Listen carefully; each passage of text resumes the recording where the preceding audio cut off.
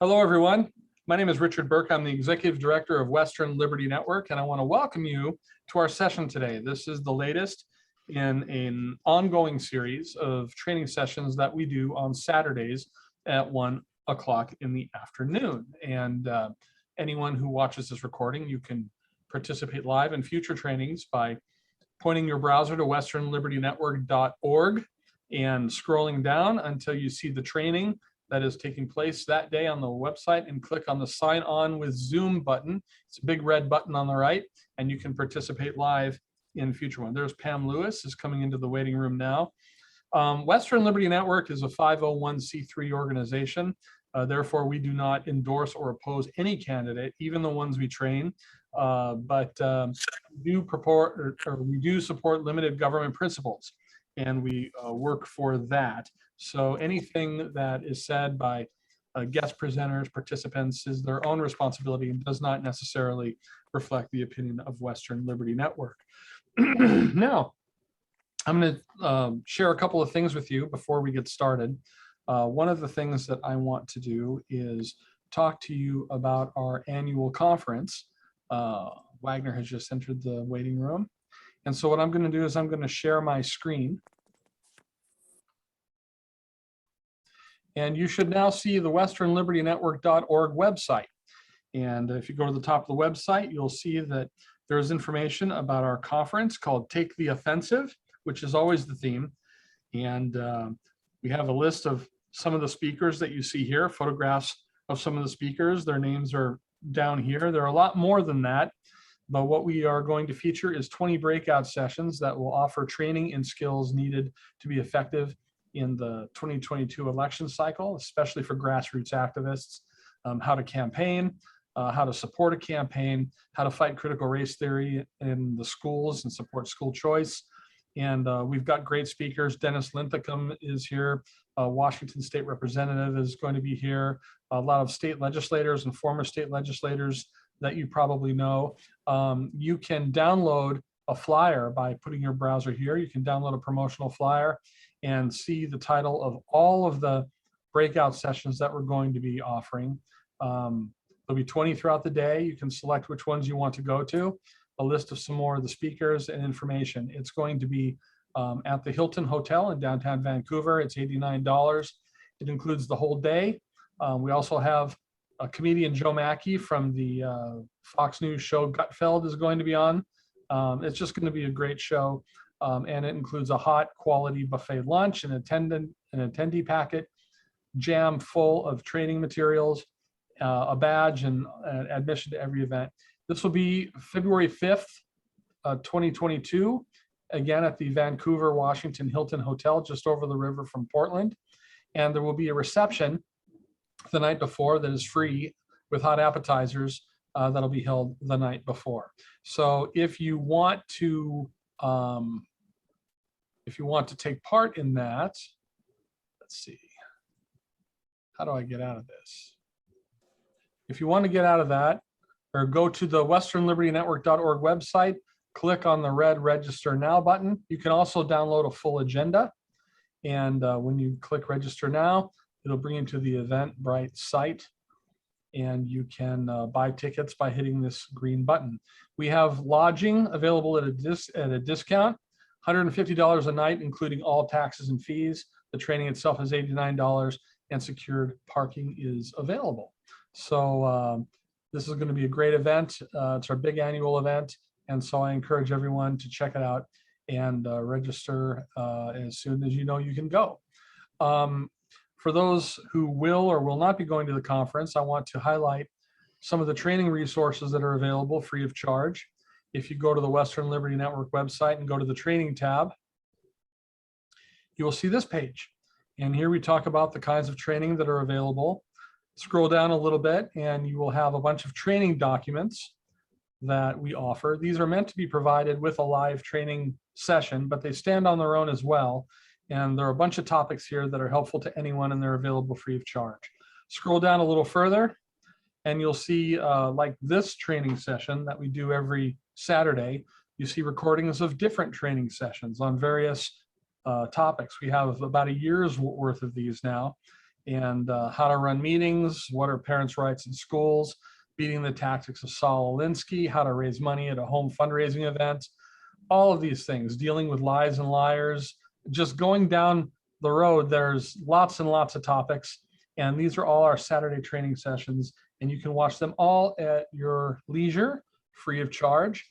This training session will be posted likely by the end of the day today, but certainly by the end of the day tomorrow. So you can check that out, or if you got on late and missed any part of it. And finally, if you like what you see, we always love it when you support Western Liberty Network. All of your contributions are tax deductible. One-time contributions here, ongoing monthly contributions here, or you can come to our conference, and we have sponsorships available. But again, everything is tax deductible. And so that is some background information for you and for people who are watching this recording.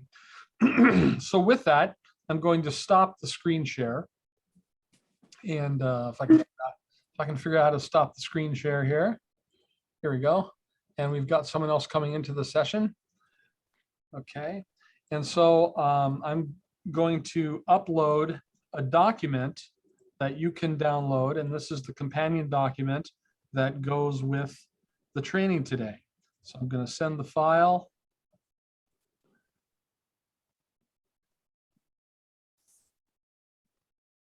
Let's see, where is it here? It's campaign.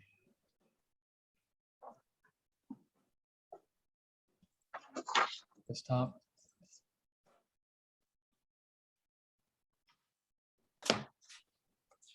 I'm looking for it here. I don't see it here. 2012.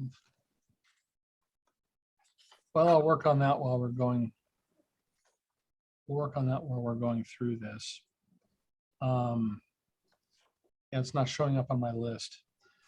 Anyway, we do have a training document on this. The topic today is how to write a campaign plan, what the components of a good campaign plan are.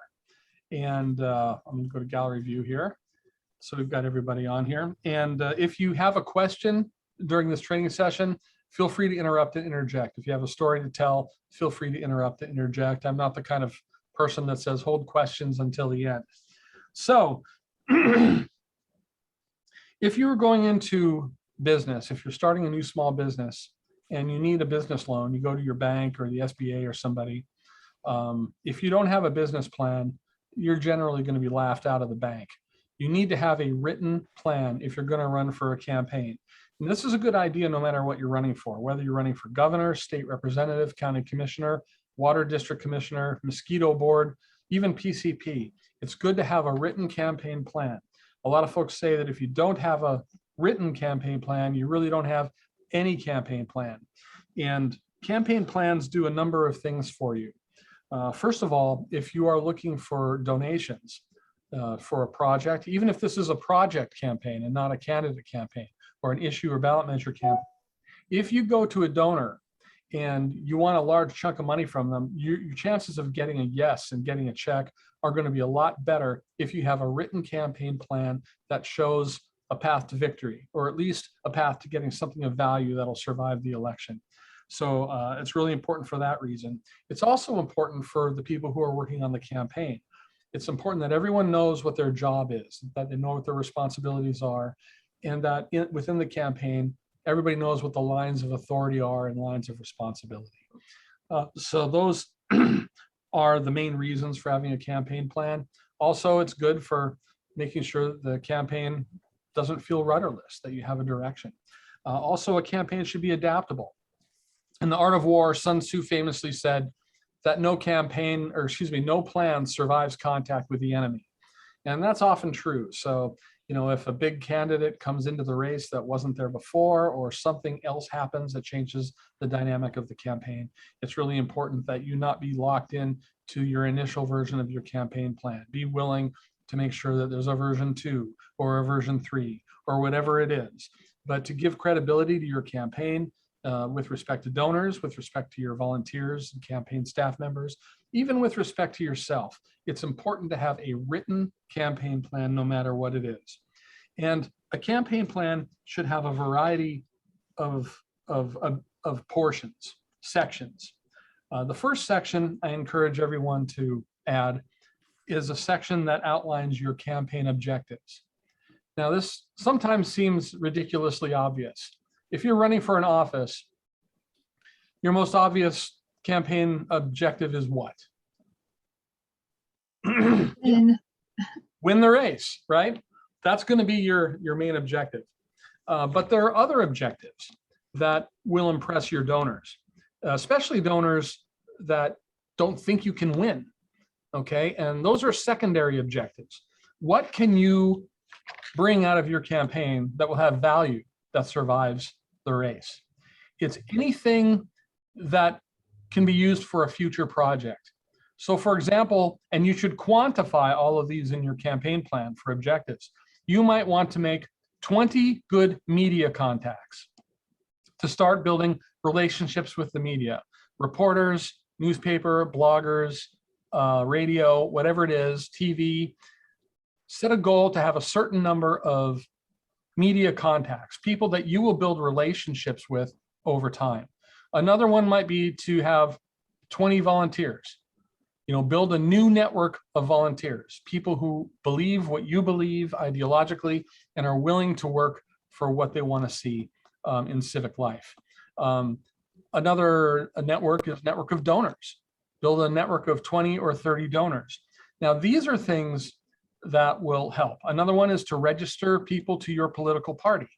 Whatever your party is, maybe you want to have a registration drive as a part of your campaign, as a part of your Get Out the Vote campaign, and you might want to register 150, 200 new voters. These are things that can be secondary objectives. Whether or not you win the election, you will still have a new network of donors, a new network of volunteers, a new network of newly registered voters, a new network of media contacts. And these are things that, if you decide to run for office in the future, you won't be starting from scratch. You'll be able to use this. Or even if you win, if there's a ballot measure campaign that you like or you want to be involved in, you can deploy your network resources to do that. Or you can use them to help another candidate that's getting elected that you want to work with. And I mean, when I ran for governor in 1998, I was running on the Libertarian Party ticket. I knew there was no way I was going to win the election, and yes, the primary objective is to always win, but I knew I wasn't going to win. And so people would say, Rich, well, why are you running if you don't think you can win?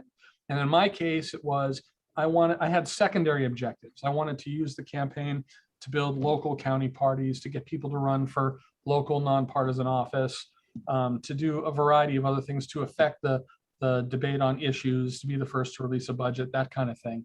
Those are secondary objectives. So if you have a good primary objective, winning the election, and a series of secondary objectives, that is a good way to start your campaign plan, and tells people, even people that doubt your ability to win, it gives them a sense that your campaign is worth investing in because there will be things of value that survive the campaign.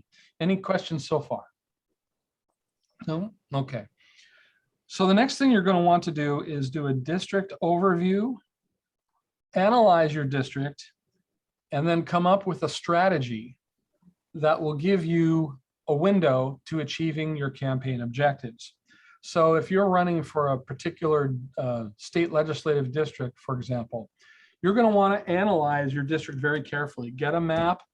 You're going to want to find out how many Republicans and Democrats, non-affiliated, independent, other party members, how many are in your district, what your advantage, disadvantage is. You're going to want to maybe get on the US Census Bureau website and take a look at education levels for the areas in your district. Find out what the income levels are. Get a sense of what the interests of your district are. If you're able to afford it, do some polling. Find out what issues relate to, what issues move voters in your district. Find out, what your name recognition is, where you're starting from.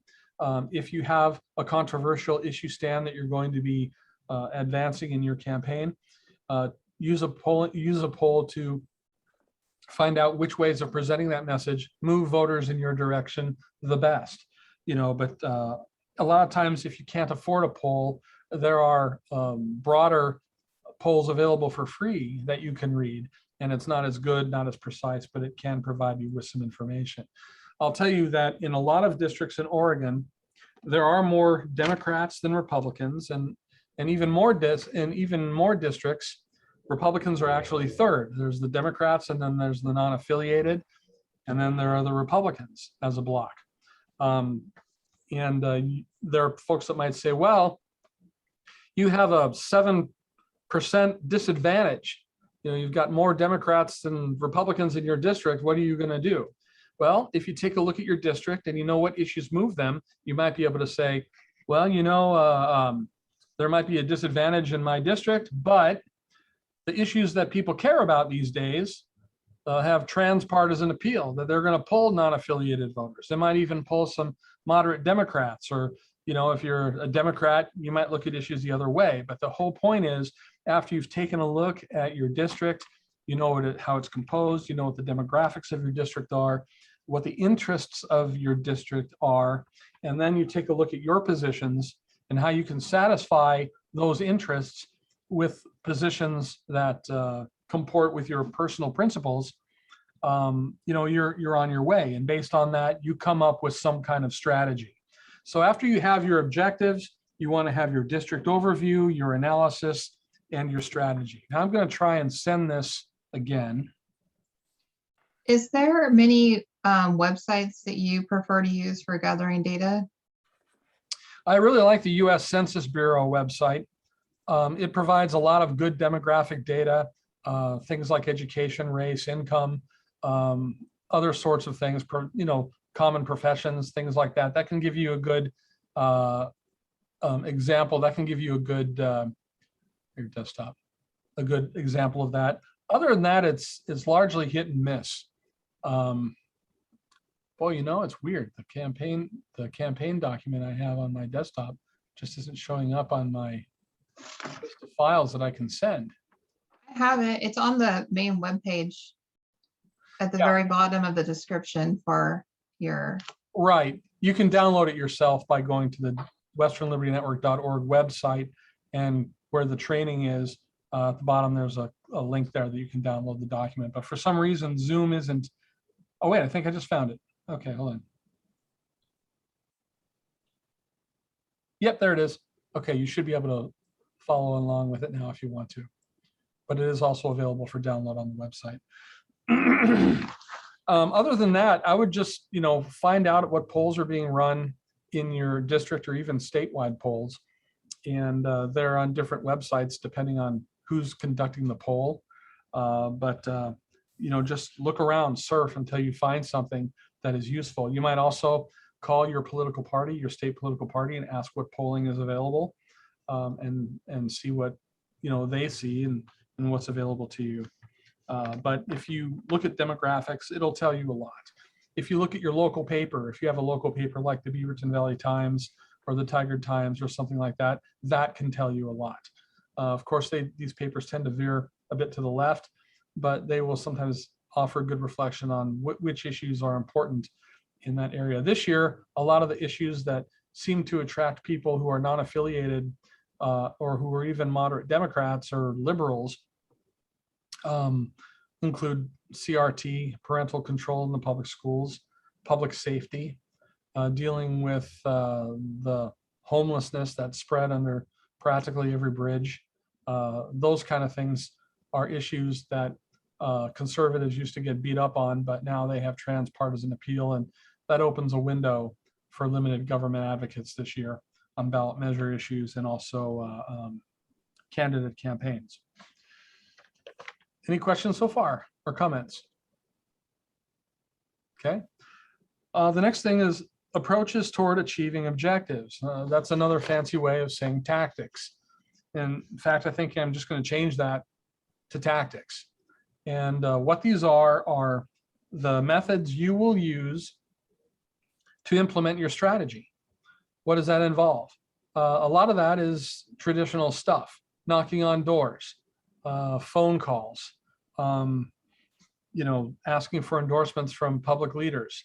I like to go around to apartment complexes and put up small signs above the washing machines and drying machines of the laundry rooms of different apartment complexes. We have a whole training on how to campaign with limited or no money that is available on our training tab of our westernlibertynetwork.org website. And that's available, and all of those things and whatever else you could come up with could be included here. If you're going to have an earned media campaign, if you're going to tour the district and talk to radio stations and newspapers in your district, an earned media campaign would be a tactic. A paid media campaign, if you're running a campaign where you're going to have a budget for paid media, that's a part of your tactic. Speeches to service clubs, Lion clubs, Optimist clubs, all of those things are here. Sign waving campaigns as election day approaches. All of those things are going to be included in this section, approaches toward achieving objectives. So far, what you've got are campaign objectives, primary and secondary. You've got district overview, an analysis of your district, and a strategy that you've devised based on that analysis. And then the next thing is implementing that strategy, tactics to implementing that strategy. Do you have a question, Pam? I saw your hand up. Okay, all right, very good. Then you've got campaign organization. This is not going to be the same for every campaign. If you are running for the Mosquito Control Board, it's going to be different than if you are running for water district. And then that's going to be different than if you're running for county commissioner or state representative or anything like that. But if you are running for any office or you are working on the campaign for any office or ballot measure campaign, it's important that you have an organization. An organization will improve the chances that you're going to win your campaign, but it also gives other people a chance to get their feet wet in political campaigns. And we've got to start doing that. Those of us on the limited government side of the fence, we need to start developing talent. And even if you are running unopposed for a race, I encourage you to have a full-blown campaign so that you and other people can get the experience of running a campaign. If it's unopposed, it's great because if you make mistakes, you're going to learn and benefit from that, but you're not going to pay a penalty because you're running unopposed and you're going to win the election. So it's a good way to get some practice. But there are some important jobs. One thing is you have, in larger campaigns, you have a campaign consultant and a campaign manager. Now, people get confused as to what the jobs of these two people are. Generally, a campaign consultant is someone who comes up with the architecture of the campaign. That person should be politically experienced. It's ideal if they've been a candidate and they've worked on other campaigns, and their job is to write a campaign plan, to design a campaign for the candidate, and it's going to have many components. It's going to have a component for earned media, paid media. It's going to have all of the components that we're talking about today, the campaign plan will have.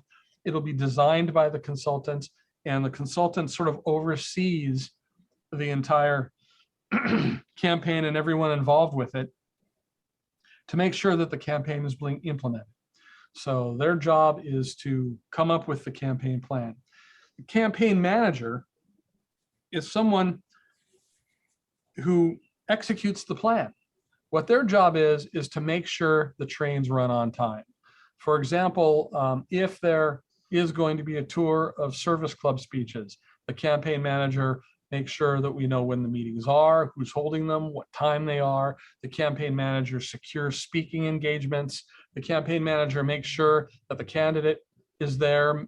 Sometimes in smaller campaigns, the campaign manager will maintain a schedule, and the campaign manager will typically be at important campaign events and make sure that the volunteers have everything they need. Do they have, flyers, donation envelopes, buttons, t-shirts, whatever it is? The campaign manager will make sure that the candidate is, ready for an event. Like I say, the consultant designs the campaign, is the architect of the campaign. The campaign manager is the person who executes the plan and makes sure that all the trains are running on time, basically is what that is about. In smaller campaigns, the consultant and the campaign manager can be the same person, but in larger campaigns, it usually works out so that there's just too much to do. The consultant is going to be doing ongoing polling, adjusting the campaign plan, changing direction, working at a very strategic level. The campaign manager is going to be doing a very hands-on level, executing the plan. In smaller campaigns, sometimes they're the same person, but it's good if you can break it up, especially if you have volunteers in smaller campaigns. You won't get volunteers in larger campaigns. In statewide campaigns, consultants sometimes earn $8,000–$10,000 a month. Campaign managers in statewide campaigns oftentimes earn $6,000–$8,000 a month. Then there are other things. You might have a field director. This is somebody whose job it is to just be in the field and organize people based on county, based on precinct, based on whatever it is, to find volunteers to be campaign captains. This person's always in the field. Maybe they help out a little bit with events that are taking place in the field, but their job is to create a grassroots army that is capable of doing things like running a significant door-to-door campaign, executing a get out the vote campaign. If I were the chair of the Republican Party of Oregon or the Libertarian Party of Oregon right now, I would put all of my resources into get out the vote because of the registration numbers in this state.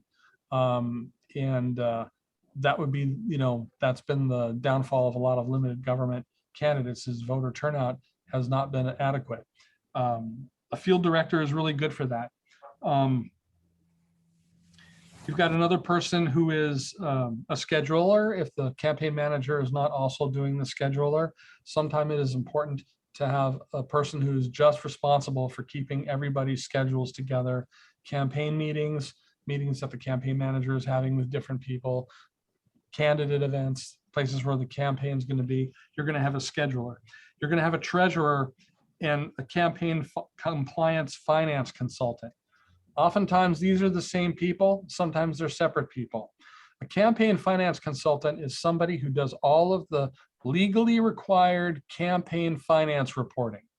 In Oregon, for state races, that would be with the Secretary of State. There is the online system called OrStar. You have to have a PAC if you're going to spend money politically, and then you need to report all of your contributions and your expenditures on the OrStar reporting system. It's online, and it's important to have somebody that is willing to learn how to do it. It's not that difficult to learn.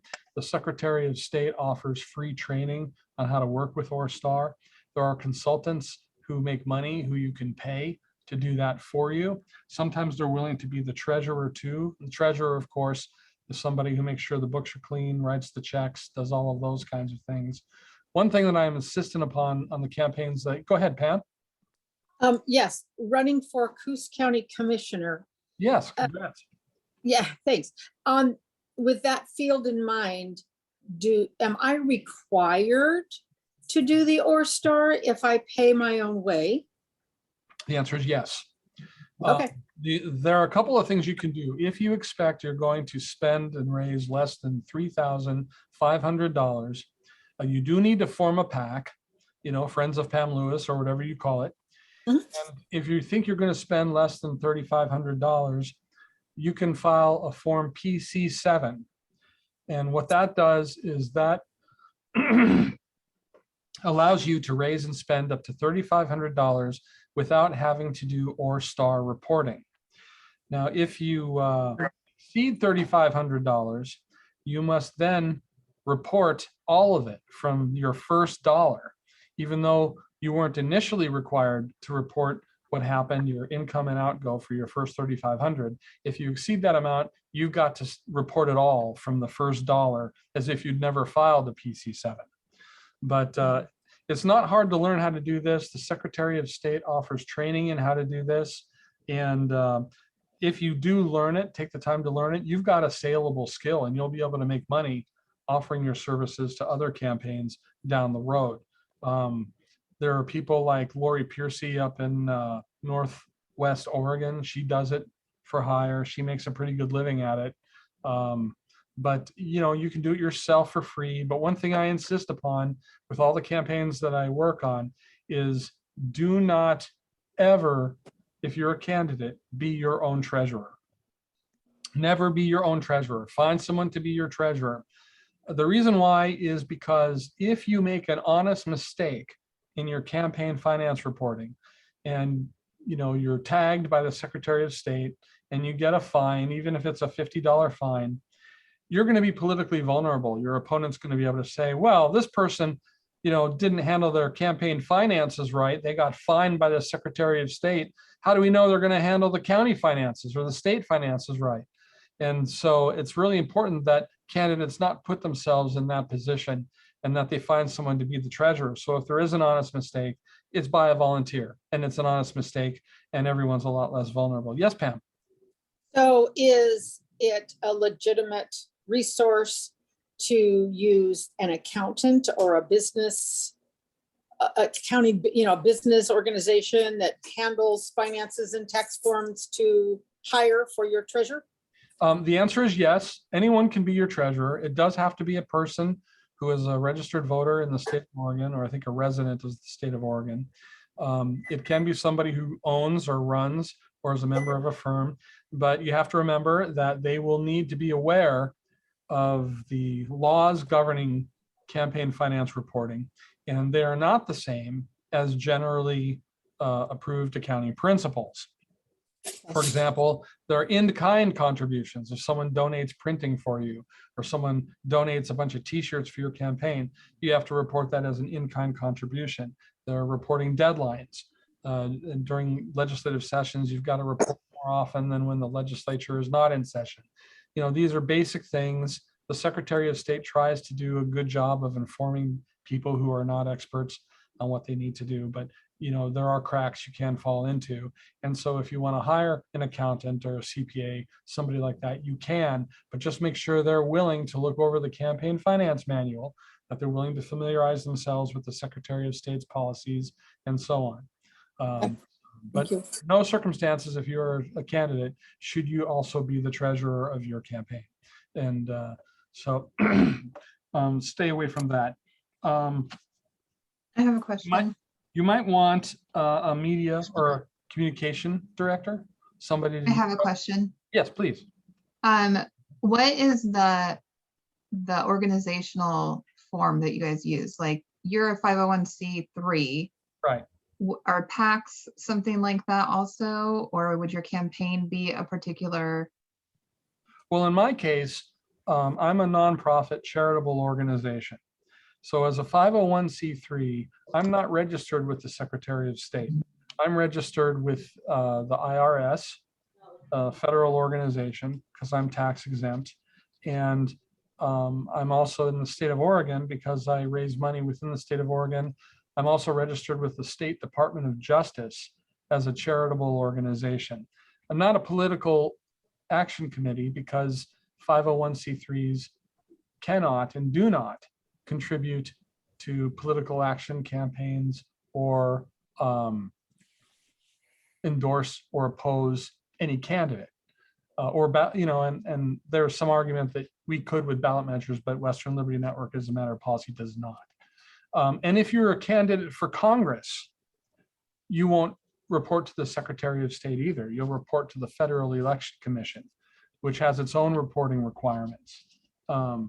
You'll work with the Secretary of State for such things as candidate filings, voter pamphlet filings, and all of that. But if you're a federal candidate, you'll report with the Federal Election Commission, and they have their own requirements. But if you were running for anything less than federal office, governor, attorney general, treasurer, or state representative, or county commissioner, or dog catcher, whatever that is, the PACs that you file there are all filed at the Secretary of State's office, and the reporting is all done by ORSTAR. So I don't know if that's clear, if that clarifies things at all. But the point is, we're still in the section dealing with campaign organization. So, you're going to have a consultant and or campaign manager. Consultant designs the campaign, writes the campaign plan. Campaign manager executes the campaign plan. You're going to have a scheduler. You're going to have, which can also be a campaign manager in a small campaign. You're going to have a treasurer and or campaign finance consultant, someone to write the checks, keep the books, another person or maybe even the same person to do the campaign finance reporting. If you're running for federal office with the Federal Election Commission, if you're running for anything else on ORSTAR through the Secretary of State's website, you can get the training from the Secretary of State free of charge. And the campaign finance manual is also available for download free of charge.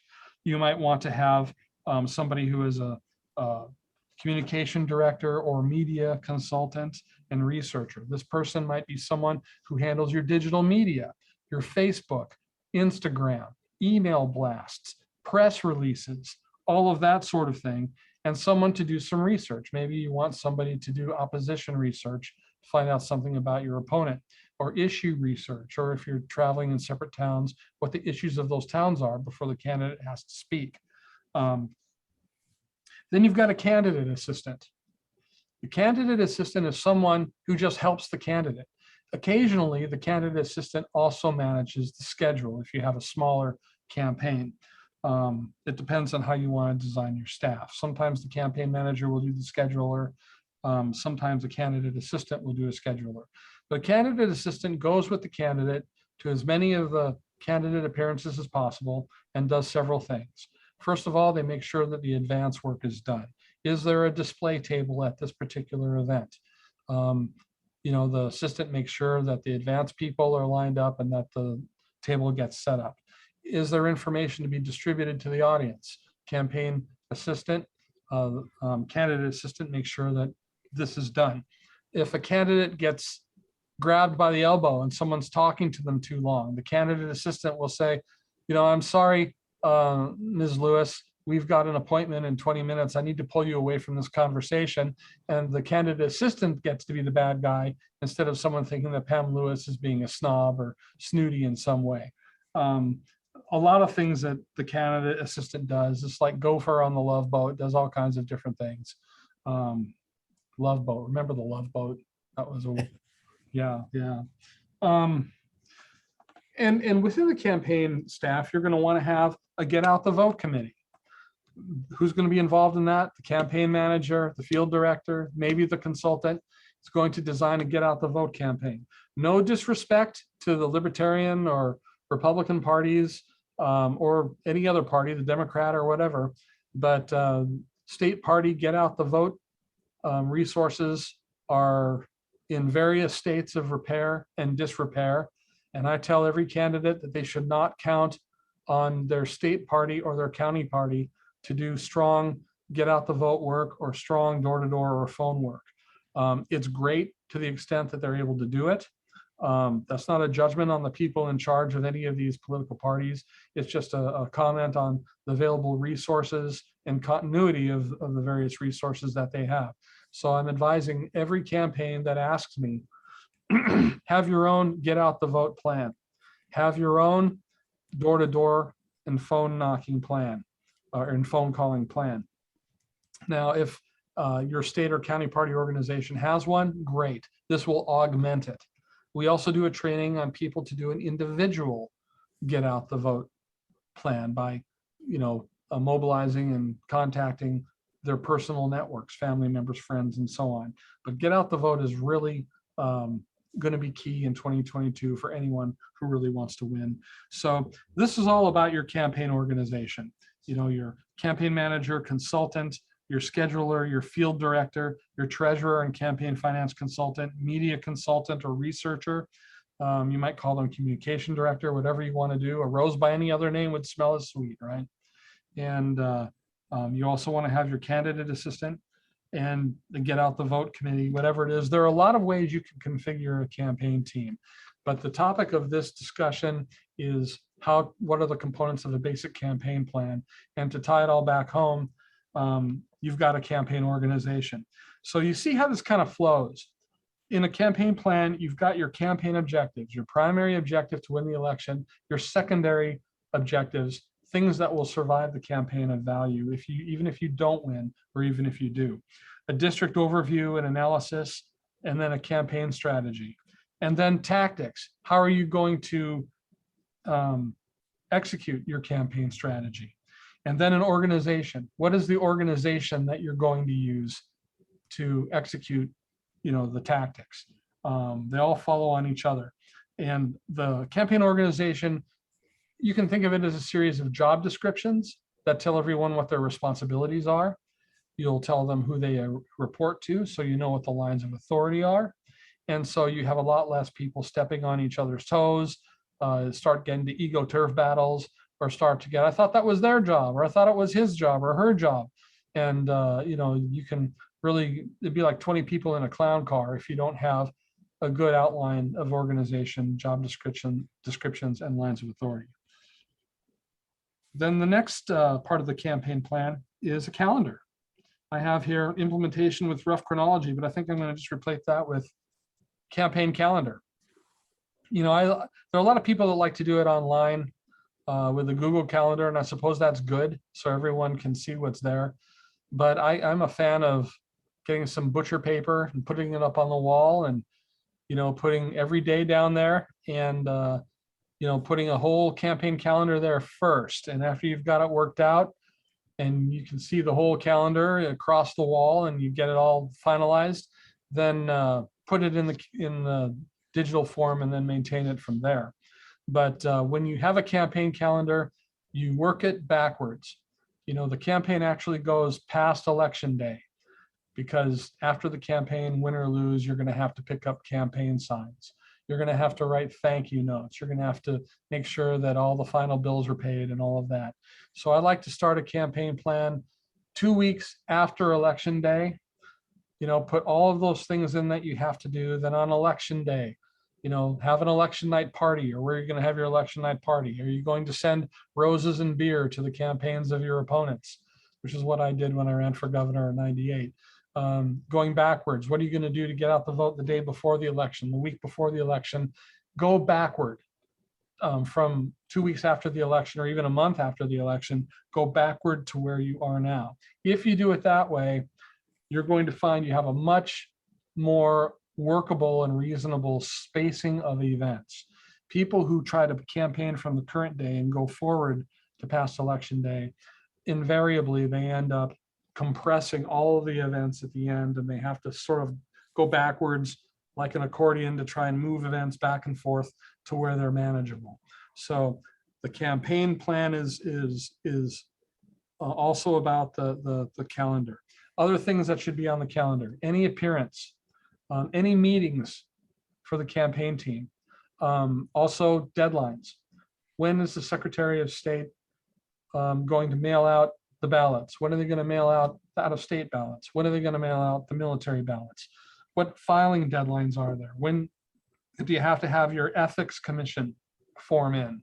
Everyone's got to file an ethics commission statement that talks about your investments with different corporations. When is the voter pamphlet due? When's the final, hiccups. When's the final day you can change your voter pamphlet? What's the final? All of these things need to be on the campaign calendar. So make a big campaign calendar, put it on a wall, work it all up, and once you feel like you've got a handle on it, then move it into an electronic format that you can share with your campaign, and make sure you work from the front back. Any questions? No? Okay.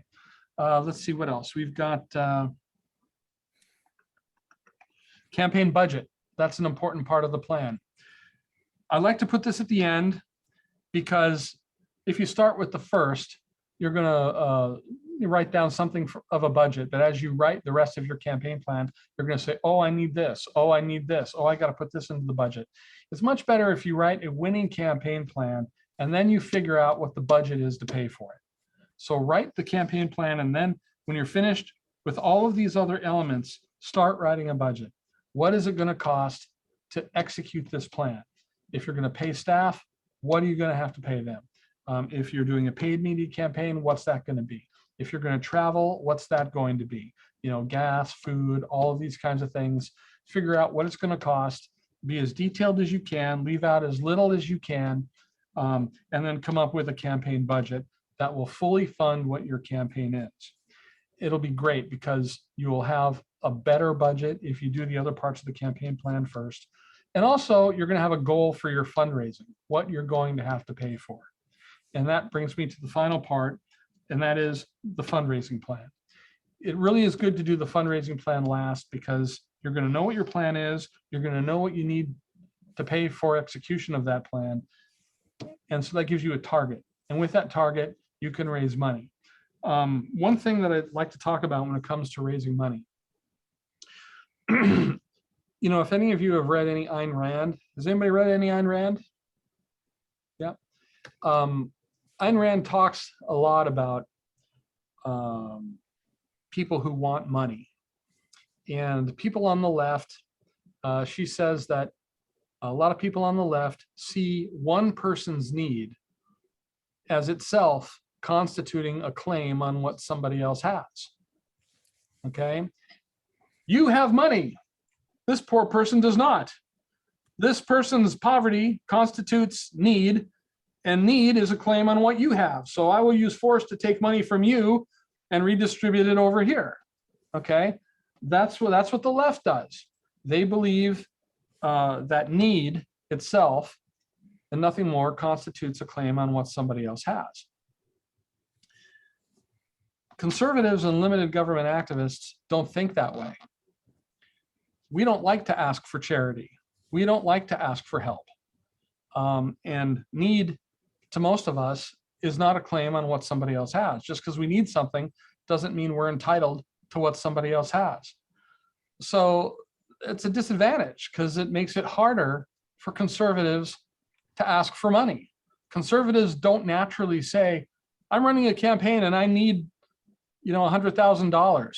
So will you please give me some of your money? That's not something that comes easy to conservatives. It comes a little easier to the left because of the ethics that I'm talking about. So what I'm suggesting is a different attitude.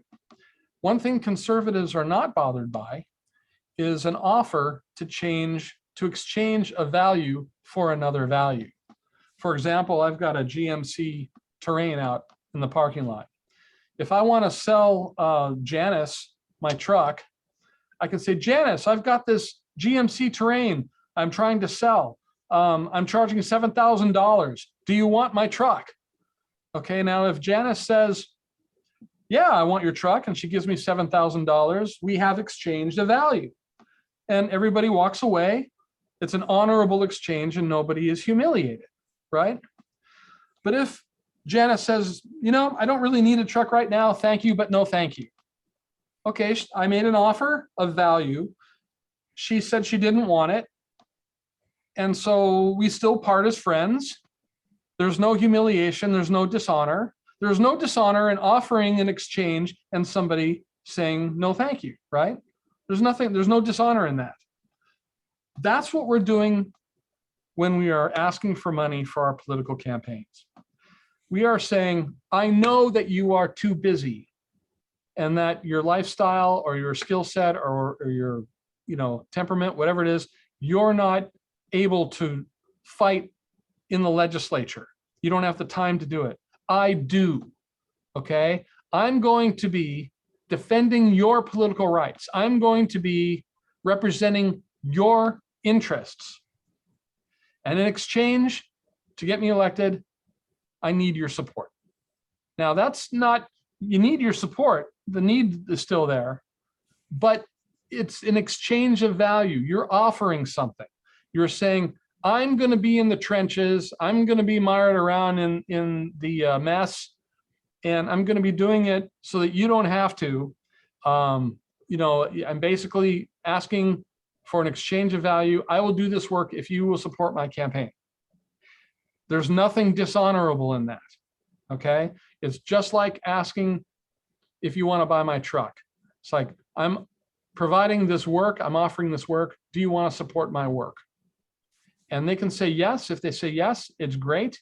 If you get elected, make sure that you do that work. If you don't get elected, use what you have built in your campaign through your secondary objectives to continue to do that work.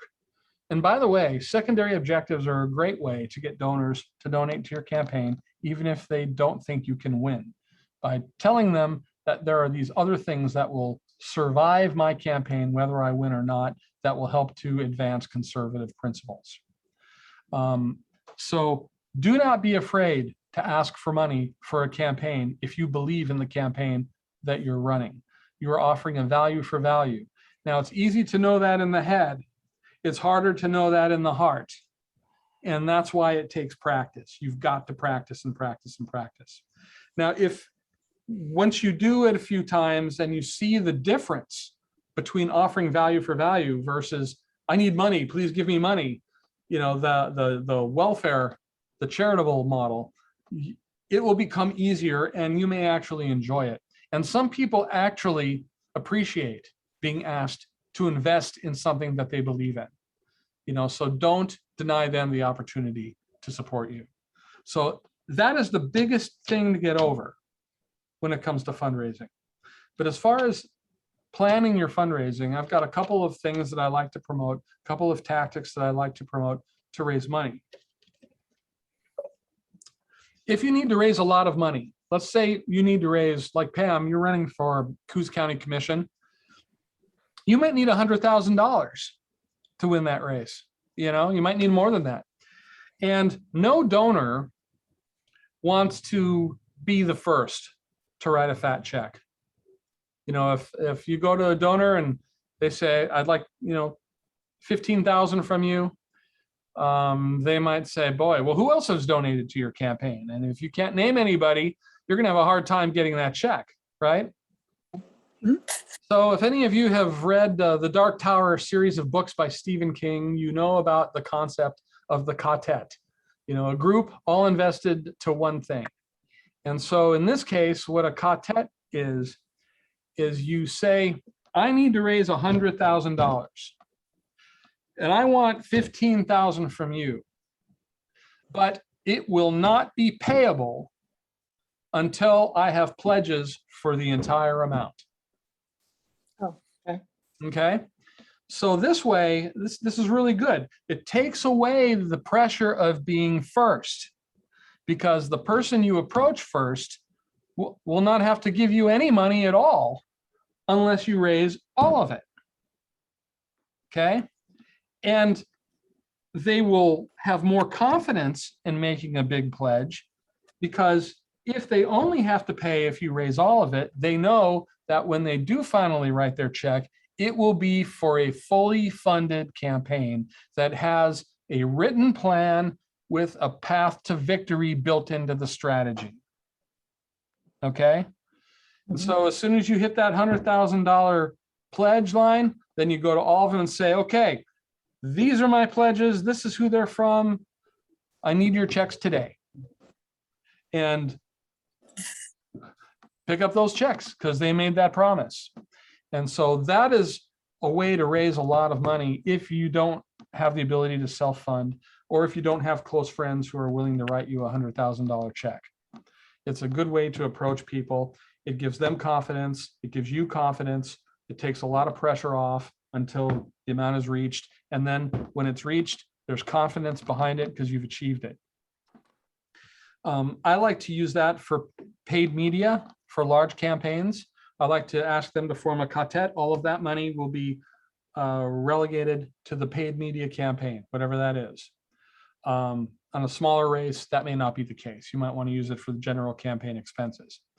But other things like raising money, you know, in a house meeting, if you've got somebody who's willing to have a fundraising event in their home, that's a good way to pay for operations. That's a good way to pay for travel, campaign staff, those kind of things. If you've got someone to say, you know, I can write a check for $1,000, but I'm also willing to have a campaign event in my house, I'll invite my friends. So make sure they invite friends who have money. Make sure that the people who come know they're going to be asked for money. Okay. Make sure that the host is willing to commit to a minimum amount and offer a check. I've seen situations where we've had fundraising dinners and they've raised $100 because people didn't know they were going to be asked for money. They didn't like being, you know, having their arm twisted without a warning, and the host, you know, wasn't able to contribute very much. What's really good is if the host can say, all right, I'll throw $500 at it and I'll guarantee 2,000. And so what happens is the host has pressure now to get people there and make pledges to make that minimum. And you start things rolling off. The candidate comes in, the candidate gives a presentation, then the assistant or whoever's there supporting the candidate says it's time to raise money. And the host says, I'll start things off with my $500 check. And hopefully to make that minimum, she's lined up or he's lined up. The other people say, well, I'll match that, I'll match that, and bang, you've got some money. So I that's, have a question. yeah, go ahead. So in New Jersey, how did Steve Sweeney get beat by a guy that only raised $200? Yeah, that can happen. But I will tell you that that is an anomaly. Yeah, but how did that happen though? I don't know the details of that campaign, so I can't give you a good answer to that question. But from what I understand, the other person was in office, had money, had resources, but had a very, very bad reputation. And people were voting for the truck driver, just to vote for anybody. And that, sometimes you get yourself in such a hole reputation-wise that no amount of money can dig you out of it. Like if Cuomo in New York ran for governor of New York today, I very much doubt he would win, and he'd spend a lot of money, but it probably wouldn't dig him out. I don't know all the dynamics of that campaign, so I can't give you a good answer. So whoever, if you're going to run for office, then whoever you're running against, you should probably know how the public views them. Sure, and that is part of your analysis of the district, which will include, is there an incumbent? What do we know about the incumbent?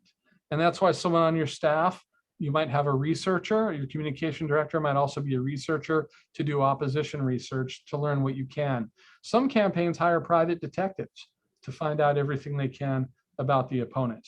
And I should make it clear that the candidate with the most money does not always win. I'm not saying that if you spend $1,000 and your opponent spends $10,000 that you have no chance to win. That's not true. It depends on how you spend your $1,000, and it depends on how you execute your earned media campaign and what tactics you used, how many doors you knock on. There's a lot of things that can compensate for a deficit of money. But generally, if you're running for a very small district, like a small water district or an irrigation district or something, you might be able to knock on every door in that district and shake hands with whoever lives there. And you might be able to, with little or no money, actually win the election. But if you're dealing with a large district, like a county, a large county like Coos County or a state representative district or something like that, you don't necessarily need the most money to win, but there is sort of this minimum threshold that you need to be able to project your message, to let them know who you are, have some name recognition, let them know basically what you want to do. If your message is good, you don't have to have the most money or spend the most money.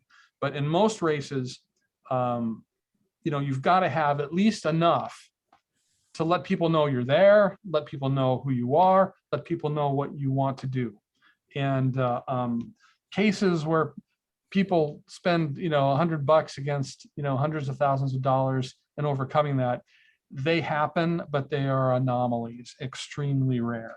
And I don't know of another race with that much of a contrast for a state legislative position was won this year against an incumbent who was well-funded.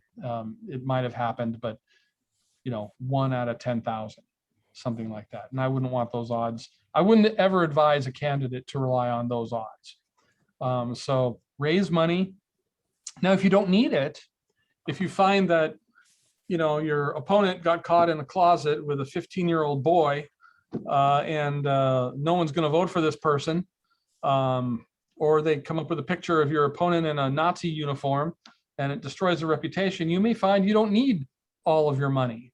Well, if you don't need to spend it all, adjust your campaign plan and don't spend it all. If you have money left over after the campaign, there are a variety of things that you can legally do with it. One thing you can do with it is you can return it to the donors. If you don't need it and you give it back to the donors, I'm sure that their jaws will drop on the ground when They see, I've refunded your donation because although we're grateful to have had it, it wasn't necessary to win this election. They'll just, their jaws will drop. Another thing you can do is let it sit there. You might have to run for re-election someday, or you might run for a higher office someday. Or there might be a ballot measure campaign, or there might be another candidate that you want to support. It is legal to take money that is in your PAC and donate it to another PAC, or to use it for another election. You can do that. Or you can, if you want to close down the PAC, you can donate it to a 501 organization like Western Liberty Network, or a 501c4 organization like American Majority, or any number of charitable organizations that you believe in. There's a 501c3 for cancer, muscular dystrophy. You can donate the money there. Those are all legal things you can do. You cannot close a PAC down unless it has a zero balance. So you have to do something with the money. If you've loaned yourself money, you can pay yourself back. But you cannot use the money for personal gain. You can't buy a car with what's left over in your PAC. You can't go on a vacation with what's left over in your PAC. Those things are no-nos. But the point is, you're going to have a fundraising plan. I mean, a campaign plan is basically a statement of objectives, the establishment of a strategy, and then a series of sub-plans, a plan of tactics, a plan to organize a staff, a plan to manage your calendar, a plan to budget for your campaign, and a plan to raise your money to pay for the campaign. And those are the basic elements of a campaign plan. If you do not have a written plan, you don't have a plan. And the old saying, people don't plan to fail, they fail to plan. And keep your plan adaptable for changes in the environment, the political environment. But if you write a campaign plan and you include these elements, you are not going to be guaranteed a victory, but you will do better than if you did not have one. And that is my training on this topic. Are there other questions or comments? Thank you. Has this been of any value to you folks? Yes, very much so. Yes. Excellent. Yes, it was very valuable. Thank you. So again, I would like to encourage you to go to the westernlibertynetwork.org website and register for our annual conference on February 5th. There are going to be 20 breakout sessions that are similar to this one on a variety of topics that will be of value to prospective candidates, campaign managers, and campaign volunteers, along with a lot of other things. And if you are not able to go to the conference, there are resources that will be available free of charge. Of course, it's not as good as going to the conference because you don't get to interact as easily or with as many people, but it is still of some value. And whether you're going to the conference or not, I encourage you to support the conference by going to Western Liberty Network, going to the support tab, and making a tax-deductible contribution. By the way, Janice Dysinger is on the call. She is the head of Oregonians for Fair Elections. Oregonians for Fair Elections is a signed affiliate of Western Liberty Network. We're very proud to be associated with them, and she will be doing at least one breakout session during the day. And so we are very, very proud to have her on board. And before I let you all go, I'm going to send you a promotional flyer as a PDF. You can print this out. If you want to spread the word, there is no promotional budget for this conference. So if you want to spread the word through your email blasts and social media, feel free to do so using the flyer I just sent to you through the chat window. You can also download it from the homepage of the westernlibertynetwork.org website and spread the word. It's not about the money. I don't like charging money for these things. This is the only thing we charge for. And the only reason we charge for it is to pay for our featured speakers and to meet our hotel contracts. But we've done our best to keep the price down. The objective is really to get the training into as many people's minds as possible. And I will also say that if a student comes up or a veteran comes up or somebody like that doesn't have the money and they show up to the conference, we have never turned anyone away. And so it's about getting the information out, which is what we're doing. So anyway, unless there's anything else for the good of the order, I'm going to end the conference and begin the process of posting it. Thank you. Thank you. All right. Thank you. Thank you very much, and God bless you all.